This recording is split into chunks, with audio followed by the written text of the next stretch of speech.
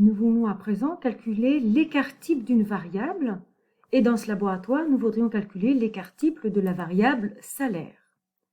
L'écart type est ce qu'on appelle une mesure de dispersion et soit on a déjà vu ensemble ou on va bientôt voir comment l'utiliser et dans quel cas. Pour calculer l'écart type d'une variable, là encore, on va utiliser les fonctions d'Excel.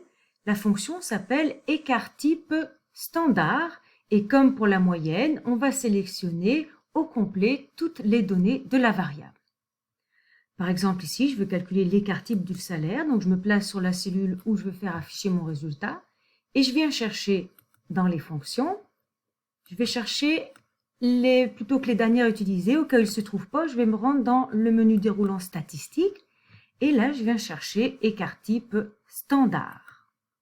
Je clique sur OK, puis je viens sélectionner en cliquant sur le bouton gauche de ma souris, en restant appuyé, et je sélectionne la colonne au complet où se trouvent mes résultats. Une fois que j'ai sélectionné la colonne au complet, j'appuie sur OK.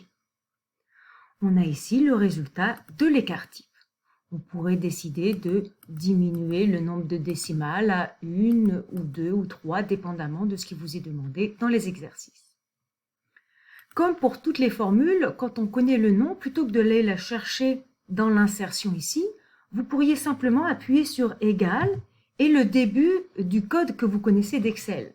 Donc moi, je sais que je veux calculer l'écart type, je tape écart et vous voyez, il apparaît déjà tout ce qui commence par écart type.